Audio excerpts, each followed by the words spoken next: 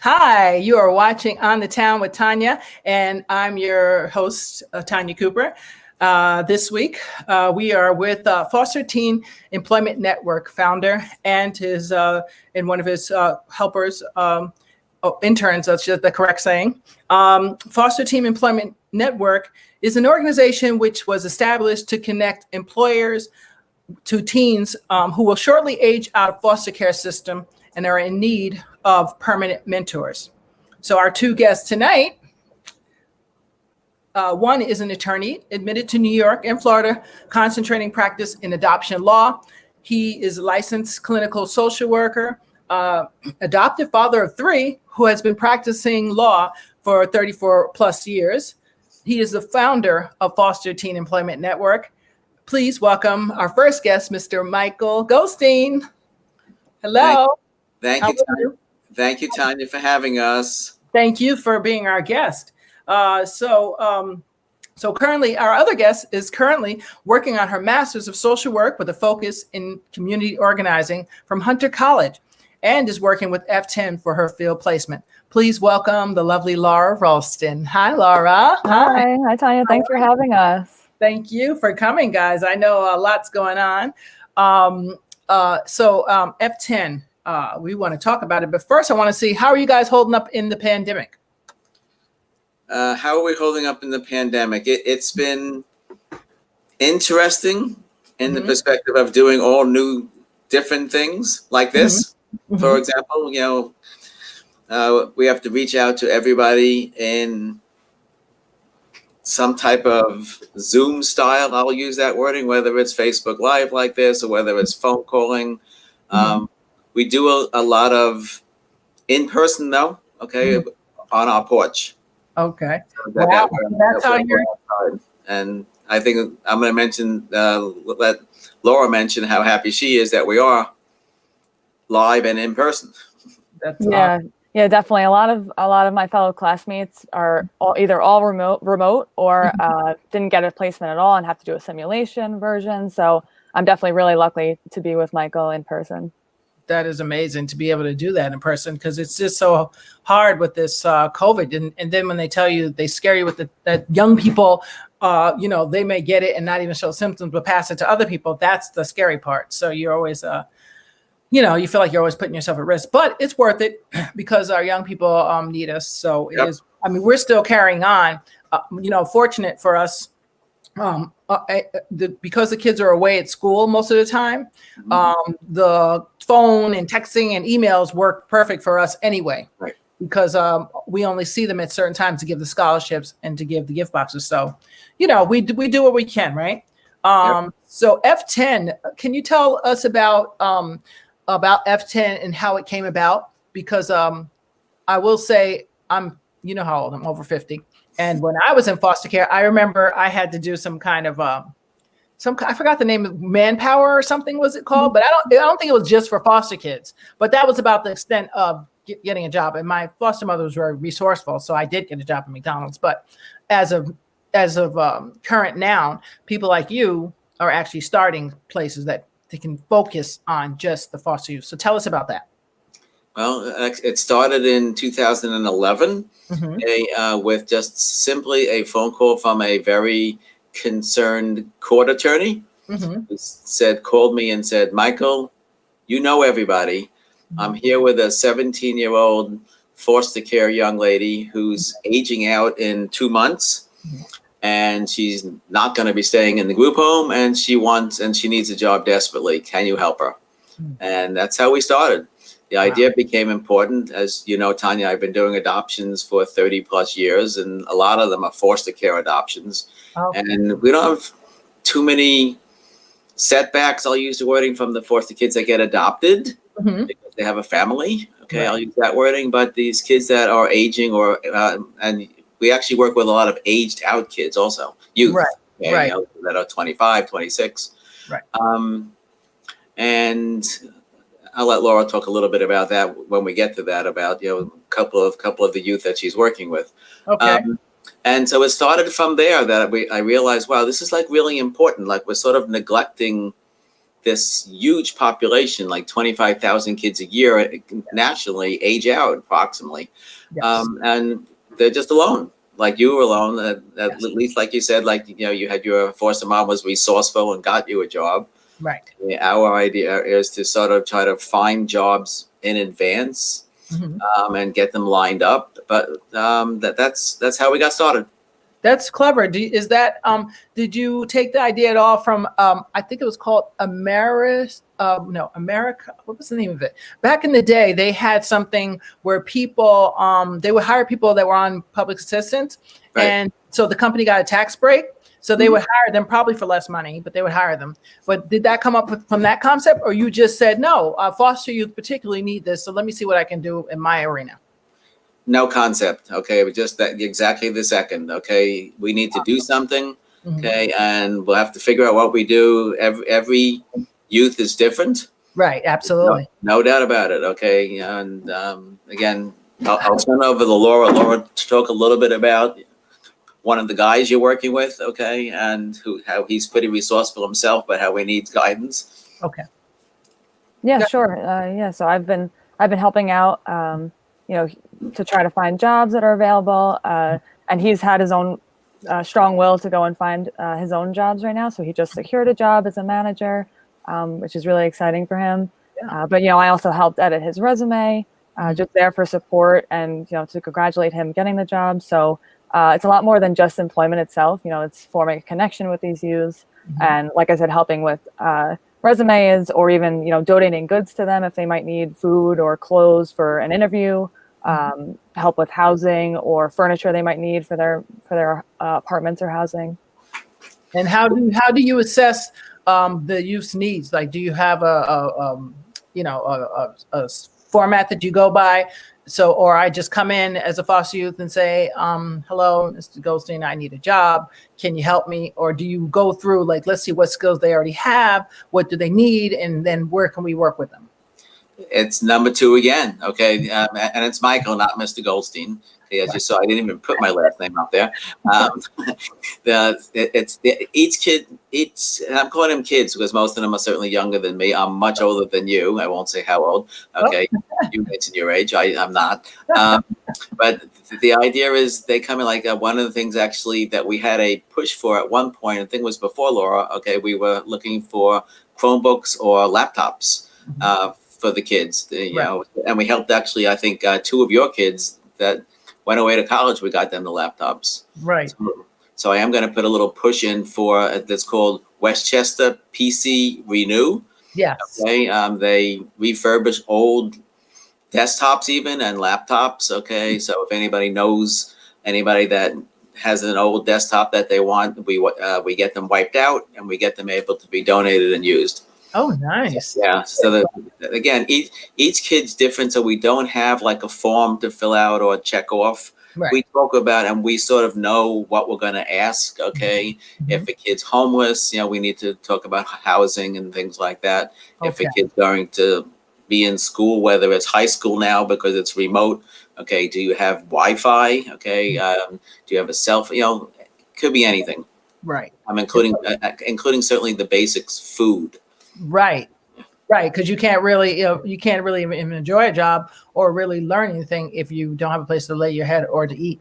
So that's extremely crucial. But also, are you able to assess, their skills? So, because sometimes they didn't get any of the tools in the group homes, especially if they lived in the group homes. Like foster homes, they usually get a little something, but if they lived in the group homes, they don't get that. Okay, you need your work stuff at 9. You should be there at 8:50. You know what I'm saying? Or like, your job is to answer the phones, but sometimes you might have to open the door too, or whatever. I'm making the extra stuff up. So those little tactics, do you preempt them first, or do you let the company take care of it and you just let them know, well, this person's new to this kind of job, but XYZ? Laura, you want to handle that one? Sure. So definitely depending on where the youth has come from, they might have different kinds of backgrounds and things that they've learned already. So again, assessing each individual and seeing what they personally might need. I also attended a webinar recently from the Office of Children and Family Services in New York, and it was about preparing youth for employment. Okay. So they offered some great tools and exercises to do to work with youth that really help define what the youth might need and figure out what kind of jobs that they would want to do, what kind of skills they already have. And that's something too, is that even in just regular life experiences, you gain skills that help you in employment. So even if you've never had a job before, if you're just coming out of high school or just haven't experienced actual job experience, you still learn things from being on a sports team or in a school group or just working in your classes. So using those to transfer them into resume building job skills is something we like to focus on too. That's awesome. So you do the resumes and everything. That's amazing. What about it's fun. Let me interrupt for a second. So, Yeah. 'cause one of the things we see too often is that, like Laura mentioned, a kid coming out of high school hasn't had a job yet. Right. Potentially. Okay, probably. Okay. Right. And he's told by his workers, okay, in foster care, well, you don't have anything to put on a resume. Right. But like Laura was putting out, gee, you're on the football team. Okay, that means you can work with fellow employees, and you can work under supervision. Right. Okay, so anything can go on a resume. Even just a name and a phone number you're calling from is the beginning of a resume. Yes, and also teaching them about making good connections, and that the ones that you do have, take advantage of them, because sometimes people think, especially young kids, I don't know why, sometimes they think that, like, oh, I don't really care about that, these people that help me or that person that helped me. But when it comes back now to time to get a job or to get a college reference, guess what? You could say, hey, Michael, do you remember me? Yes, I do, because you made an impact, right? Yeah. Or you were on time, or you showed up, or you showed. So those are so important. And I see different agencies trying to teach that stuff, but it's nice to have one place that focuses on that. And in Westchester, how many youth do you think you serve about? Over the years we've been doing this, we have about 30 approximately that we've been working with. It takes a long time. And what we found, something that you mentioned also, is like take advantage of the connection. Yes. I think there's a trust issue also, that they're so used to nobody can help me. I'm useless. Okay, that type of idea. So it takes a while for us to get them to just trust us and to come back to us when they need something. Whether that's a call from the New Rochelle train station, like one of our F10s called because she became homeless overnight. Okay, things like that. Okay, it can be anything. Okay, but at the moment we have about 7 active kids that we're working with. Okay, like I said, a couple of them are yours in college and things like that. So we're helping. We help one furnish her apartment, for example, things like that. So it can be really anything. It's not just a job, because you need all this stuff to keep your job. Yes, absolutely, and that's the catch. But I'm so thrilled about it, because I remember, even though I was very resourceful, and because my foster mother trained me to be that way, she got me at 7 years old, which most people would say that's too late, but for me it was perfect, and because she had all the tools. That's why I was able to get mine at such a late age. But she did train me on, how to speak to people, because she had 3, I don't know how many businesses, but one of her businesses, her car service, I had to answer the phone and book the calls. So I learned very early how, yes, Miss So-and-so, what time? Yes, no, thank you, please. Yes. Okay, sure, no problem. Not what you say, how you say, so learning the communication skills is important. But like you said, something like football can transfer, because I can work with a team. I'm very good with a team, and I can take direction. So you're right. Learning to take all the skills that we think that doesn't go on a resume, but if you don't have any experience, yes, it does. And it can, anything. But those are all crucial for foster youth. And I'm so glad that you have this initiative. And I see you have a lot of good people on your board too. Very good. Very, very good. Because that makes even more of the connections, because you never know what our kids want to do. Thanks to you, there's one person, I'm not going to mention her name, and neither will you, but she's now a doctor. And remember, I think you introduced me to her, right? So that was 17. Yeah. So look at that. You did your thing and you connected us. So we were able to all the way around make sure that that they followed through, and now she's a doctor. So, and then she just donated something to us the other day. So, some kids, about 20 kids, I forgot how many, will be blessed to have those special blankets that you put on the couch, because she sends about 20 of them for them. Nice. So Very nice. does work, paying it forward does work, and us each saying, well, what can we do? You know, so you have that. I do my thing. She does her thing. You're in social work. So between all of us, we're gonna get this. We're gonna get this foster thing right. We're gonna get it right. And also, so you do Forever Families. Can you tell us about that as well? My wife and I established an adoption agency in 2000, and that was 7 years, 2013. Okay, and I'm sorry, 2010. Okay. Took us a long time to get it authorized. Okay, so we have an adoption agency that specializes. We weren't able to. Sadly, it would have taken us another 5 years to get approved. We weren't able to. We wanted to be a foster care agency. Okay, but we weren't able to. So we essentially handle what we call private adoptions. Okay, of young ladies. Okay, who find themselves making a plan for adoption and sort of helping those children find families. Okay. Nice. So that's how, again, that's different than our foster team. Again, it's a very big difference. It's because those children get adopted. I'll talk about your life. Well, you were in a foster parents since you were 7, which maybe you started late, but you had a long time with one person who was teaching you all the skills you needed. Yeah, till I was 18. Yeah. The kids that we see don't have that. Okay. Typically. Okay. They, again, like I said, they can be graduating from high school and not have a resume. Okay, and they're not going, and if they're not going to college, I mean, also, so, and they have no resume for a job. Right. Okay? And that's really a crime. Okay? It is, and you need a resume for college too. You need it for college. You need it for volunteering even. How about that? You need to volunteer. You need a resume. So it's crucial, very crucial. Right. One of our viewers asked, how can a person donate to your organization, Michael? And I believe I put it up here somewhere. I'll show you in 1 second. You've got the website, T. Okay, I see that. Got it. Let's see. Let me see if I can put it on there. FosterTeenEmploymentNetwork.org. It's long. Make sure you type it right. Let's take this off. And if you have any, items or furniture or anything like that you want to donate, you can contact us. You can message us on Facebook, and we can see if we have any youth that might need something like that, where we can set up bringing that to our office, or transportation of those kind of goods too. And what about so if a company's watching right now, what can we say to them? To maybe they have especially like the Dunkin' Donuts and the Starbucks, who actually has very good incentives, including 2-year college. Yeah. Starbucks is I call it our number one employer of F10s. Okay, the Starbucks by us in Rye Brook, where we are located.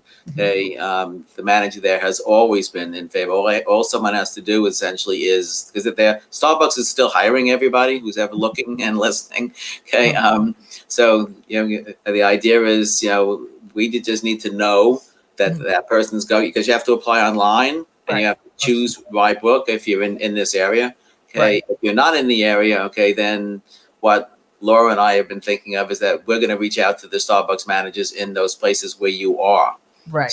So if you're a foster youth, Starbucks has fabulous incentives. Yes. So it's very flexible. It's run on a family-oriented type of business also, which is interesting. Yes. Because you don't think that. Okay, but it is. It's like a little family behind those counters there. Yes. And they, like you mentioned, it's free college. 2 years. I think they do one of the online schools. I forgot which one it is. Arizona. And free coffee. Arizona. And stock options. That's the best one. People don't know about that. I know someone that started out as a barista and now they're a manager. Okay. And they have that. It's a very, very, very good incentive to move ahead. Yes, it is. And I love Starbucks anyway, because they help us. This year, because of COVID, we didn't do it, but they usually are one of our drop-off spots for people to drop off items for the gift boxes. And so I love them for that. The one in Mount Kisco is awesome. And You should point out your post, by the way, okay, on their on your Facebook site, for Foster Kids Unite. Okay, everybody listening, look at that. Okay, there's a lot of easy stuff to donate. Okay, including a $5 Starbucks card if that's what you want to donate. Okay, so go to that. Go look at that list. Okay, get out your little bottles of shampoo from all the hotels you've been over 5 years. Yep, exactly. And bring them to the Mount Kisco Library. Yes, exactly. So what else, Michael? How about this? Someone asked me, they were single and they wanted to know if they could adopt a kid. How does that look? If you're not doing a private adoption, is that affordable? Is that something people can do? Absolutely. Well, if you're a single, okay, you can adopt privately, okay, but not joking around, that costs money, okay, where there's a whole bunch of kids in the foster care system. Okay, as we know, that want to be adopted and are not adopted, and that's not only free. That they pay for the attorney to finalize the adoption. Right. Yes, the singles are more than welcome to be adopting. Well, there are attorneys that would do it for free too. I think Lisa, what's her name? Lisa Goldberg. Is that correct? I want to say. Yeah. Most of us as foster care, most of us in foster care adoptions, we don't charge the clients anything. Right. If anything, sort of joking around, but not, we're going to pay less taxes because the kid got out of the foster care system. So. Right. That makes sense. So basically, so you don't have to be married. And this is particularly if you get a child from New York State, it's actually, it's more feasible, let's just say, because they're really looking for people. They're really short. And that's why when you don't have enough parents, kids end up actually in more group homes in larger settings, with like 500 kids instead of being with a concentrated level of just a family. Correct. And the family can give them the tools that they need to know how. I mean, I believe the family was made by God to give you the tools you need. So then when you go out into the real world, #work, you're equipped to deal with it. So you may argue with your sister all day long, and you may, even fight your brother. I wouldn't do that, but you might even fight your brother. But when you get to the corporate world, right, there's going to be a lot of sharks. So now you learn how to deal with them, but on a different level, on a professional level. So I believe family is crucial, rather than this, camp-like setting, because in a camp-like setting, anything could be happening and nobody will even know. Nobody have no idea. They don't know where the kid's shortchanged at. His communication skills are not that great, or she's not good at math, or this one. These are the things that everyone needs to keep up on, so that when they do age out, boom, it's not as much of a trauma as it is drama. So I want to give Laura 30 seconds. Laura, talk about the justice goal now of the social work programs. It's interesting. Yes. Yeah, definitely a big focus on social justice, particularly racial justice in learning about social work. This year is really focused on decolonizing social work. And so just making sure you're always speaking from and learning from, marginalized groups, trying to make social work more accessible, more equitable, especially from this perspective of more marginalized groups. So that's been a huge part of my learning, which I'm really appreciative of. Now, is that just your school, or is that all the initiative for social workers? I think it's most social work programs, especially in New York, definitely the city programs in such a diverse city. But yeah, it's been really great learning from Hunter. Hunter's good. That's good, because I wrote a book, Surviving Foster Care and Making It Work for You.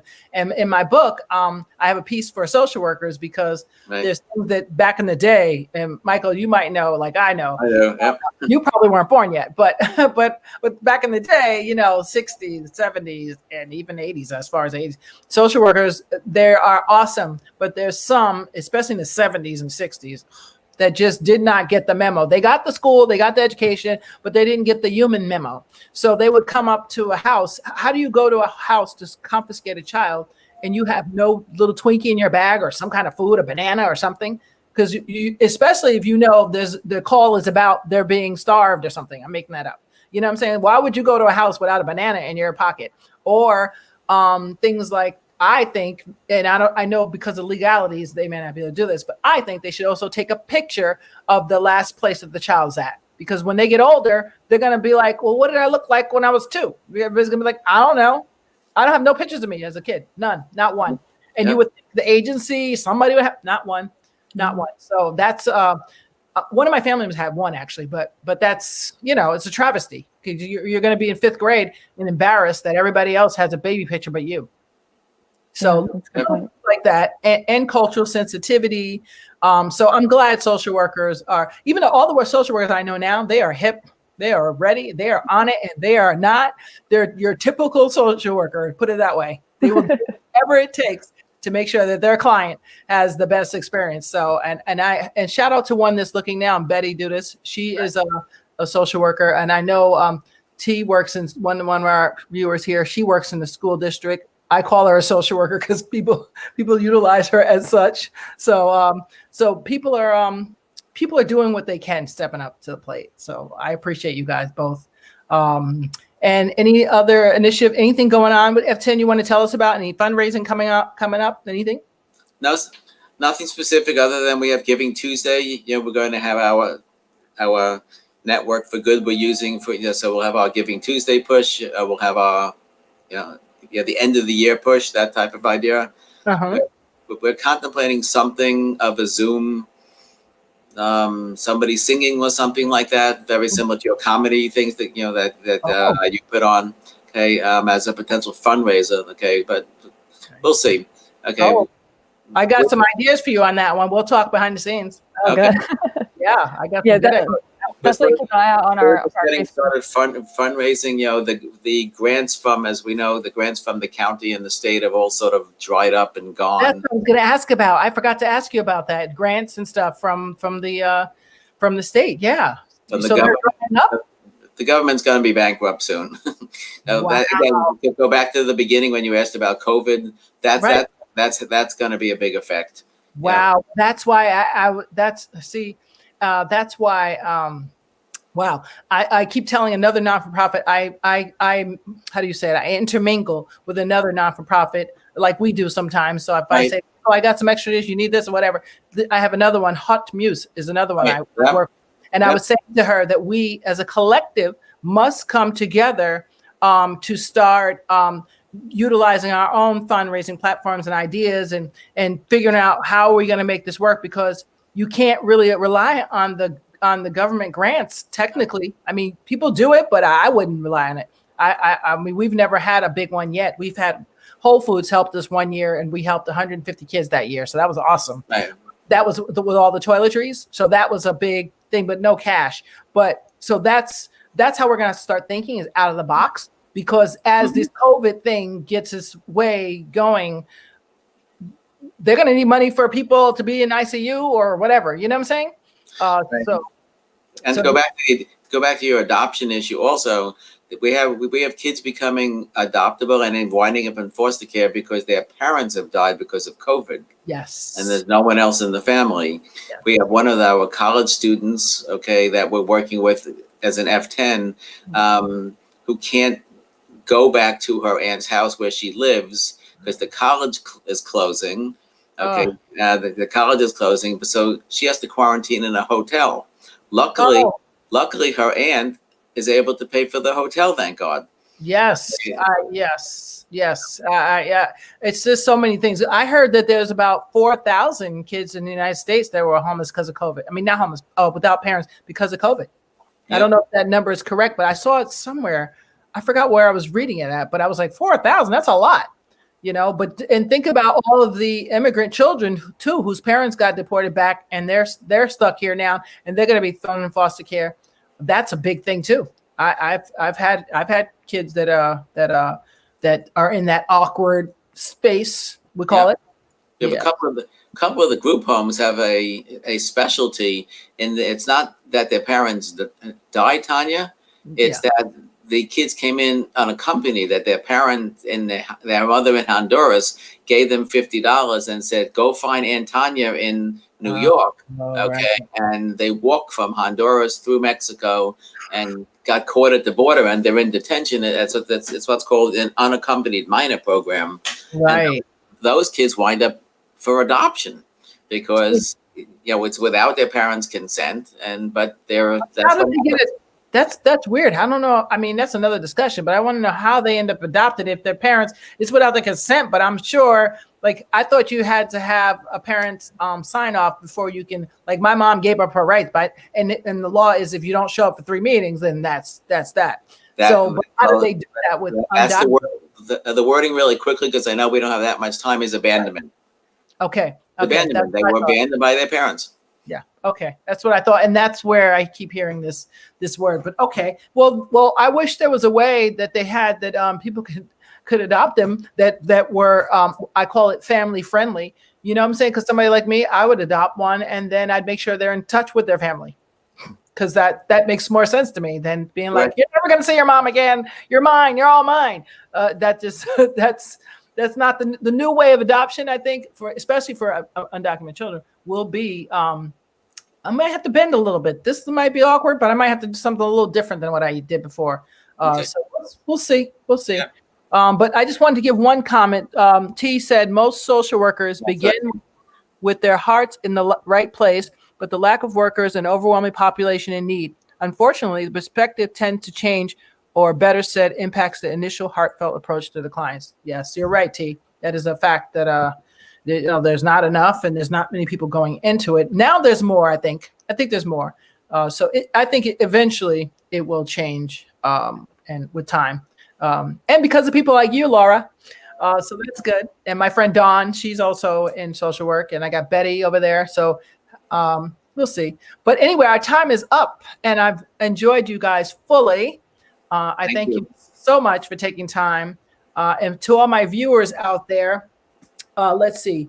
F10 is looking for donated refurbished laptops. Okay. And you see the email coming across the screen there. So if you can donate to them, send them an email. You can always inbox me because I'll be able to tell you whatever it is you need. And I want to thank all my viewers out there, and Yvonne, hey, Betty, Emma, T. I thank you guys for, and Grandma there. I see you out there too. I got to say hi to Grandma. I thank you guys for tuning in. And until next time, make sure you try to do something to change or save a life, guys. It's very crucial when you see people like Michael and Laura and Joy. Joy's not here. Joy's Michael's wife. When you see people like that starting organizations, try to support them if you can. I know times are hard. People don't have jobs. But if any way you can, try to, because we're trying to be the change that we want to see. And that's very important. Everybody can say what they want, but if you're not doing something, then it doesn't count. So these people are trying to do something. If you can, try to help. I thank you. And until next time, I will see you all when I see you again. I'll see you on Thursday. Bye. Thank you so much, Tanya.